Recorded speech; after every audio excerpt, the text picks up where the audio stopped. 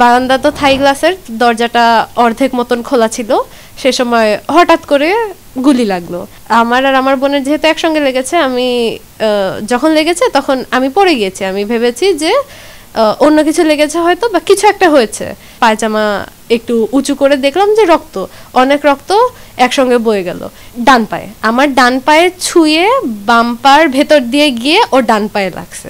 গত 19শে জুলাই বিকাল 5টার দিকে আমার বাসায় থাকতে আমার আর আমার বোনের হাঁটুর নিচে গুলি লাগে। আমি 4:30টার দিকে জানালা দিয়ে দেখি যে রাস্তায় খুব কি বলবো, মাটি থেকে খুব বেশি উপরে না এরকম অবস্থায় একটা হেলিকপ্টার চলে গেল। সেটা দেখে আমার বোনদের কথা মনে পড়লো, যেহেতু আমি নিজেই এত কৌতূহলী হয়ে দেখতে গেলাম। হয়তো ওরা মানে আমার মতন না বুঝে বারান্দায় গিয়ে রইলো, তাদের যদি কিছু হয়ে যায়। সেই চিন্তা করে আমি দ্রুত আমার খালামণিদের বাসায় গেলাম ওদেরকে সতর্ক করতে, যে না যেও না বাইরে, যে অবস্থা খারাপ, যাওয়াটা ঠিক হবে না, ঘরে থাকো। তো তাদেরকে নিয়ে গেলাম, তাদেরকে দেখালাম যে রাস্তার অবস্থা খুব খারাপ, বাইরে দিয়ে বারবার হেলিকপ্টার উঠছে, সাউন্ড গ্রেনেড মারছে, জিনিসটা মানে বাইরের অবস্থাটা ভয়াবহ, বারান্দায় থাকা যাবে না। তো তাদেরকে এটা বুঝায় আমরা সবাই ঘরে আসছি।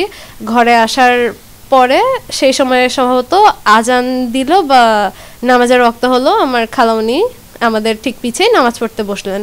তো আমরাও তো এমনি কথা বলছি, গল্প করছি, দাঁড়িয়েছিলাম বারান্দা 9তলায়। জি 9তলায়। আমরা বারান্দা থেকে কয়েক হাত ভিতরে ছিলাম। বারান্দা তো থাই গ্লাসের, দরজাটা অর্ধেক মতন খোলা ছিল। সে সময় হঠাৎ করে গুলি লাগলো।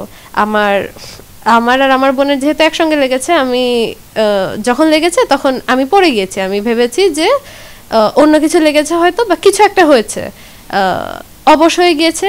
আমি তো বিছানার কাছে পড়েছিলাম। তো বিছানার কাছে আমি খালামণির কাছে বিছানার কাছেই পড়েছিলাম। আমি কিছুক্ষণ অপেক্ষা করলাম দেখতে যে আসলে অবশ ভাবটা কাটে কিনা।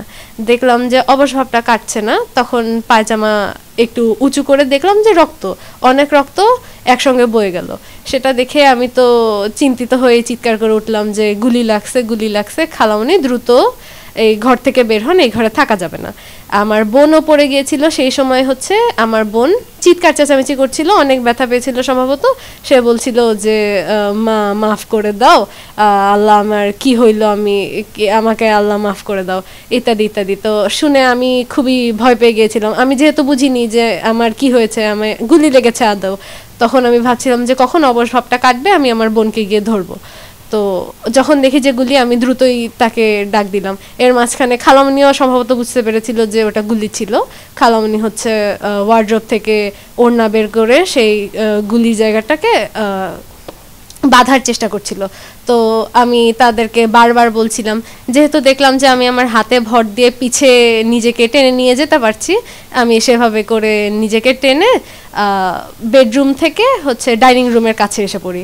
জি জি জি আমার ডান পায়ে, ওর হচ্ছে ডান পায়ে, আমার ডান পায়ে ছুঁয়ে বাম পার ভেতর দিয়ে গিয়ে ওর ডান পায়ে লাগছে একটাই গুলি।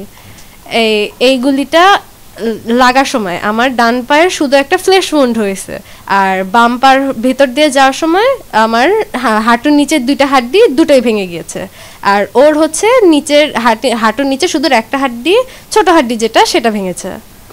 মুখে বলে বোঝানোর মতন ছিল না আর কি। আমি এমন পরিস্থিতিতে পড়তে হবে এটা তো আমি বিশ্বাসই করতে পারি না, বা এরকম কিছু হতে পারে।